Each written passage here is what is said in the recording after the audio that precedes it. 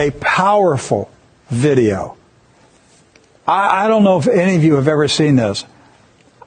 When Matt, our producer, showed it to me, it was the first time I had ever seen this video. This video is almost 40 years old. It was made in the late 1970s. It is a CBS interview with the late Mike Wallace, father of Chris Wallace. All right? And Mike Wallace is Jewish.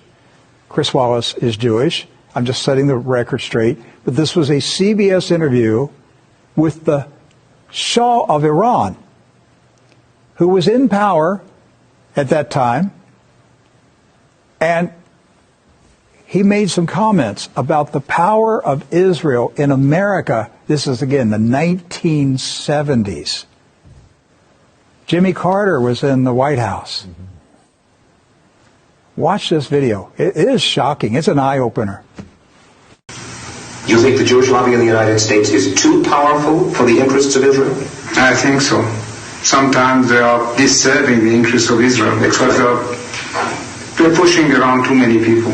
Why would the President of the United States pay attention to that lobby? They are strong. Strong in what sense?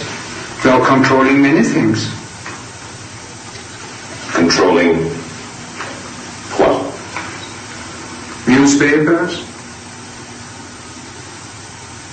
medias, Your Majesty. banks, finances, and I'm going to stop there. Well, now wait just a second. You really do believe that the Jewish community in the United States is that powerful? They make the media reflect their view of foreign policy? Mm-hmm. Yes. They do not report, we do not report honestly? Don't mix things, please. I don't say the media. I say in the media they have people. Not the entire media. Some newspapers will only reflect their views, yes. No. The New York Times, for instance, is owned by the Salzburger family, who are Jewish. Are you suggesting that the New York Times is biased in its treatment of the question of Zionism, Israel's existence, the United States' relationship with the Arab world? I will have to put all the articles of the New York Times written on this subject and draw the conclusion. You can put this to the computer and it will answer you. What you're saying is that, yes, you do believe. Well, let's wait for the answer of the computer. Washington Post? The same. The networks? Less. I must say you are speaking with your characteristic candor. The Shah of Iran, 1976. Did you notice how nervous he was? On CBS News, he was nervous because of what he was saying. What happened to the Shah of Iran? 1979, he was removed. The revolution. What happens when you challenge the regime? They have a revolution. That's what we've been talking about.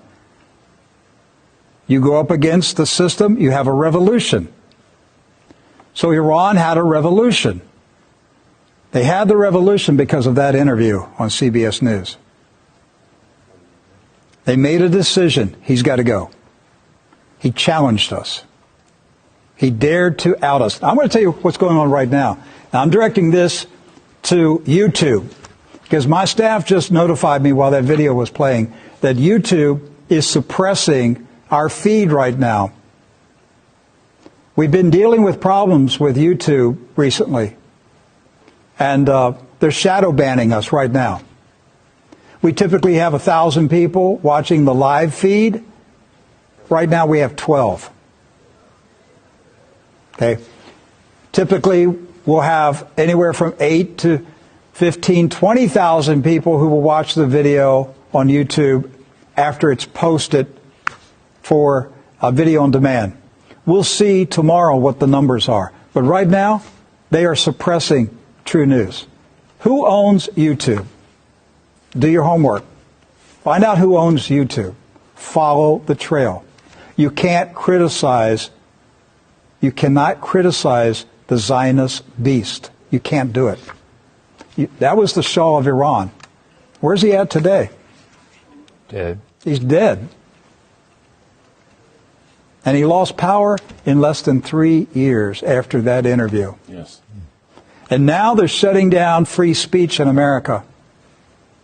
Soon they will control artificial intelligence. Isn't it interesting that the Shah of Iran told Mike Wallace in 1976, put it in the computer? Had you ever heard of anybody in 1976 say, put it into the computer, see what the computer says?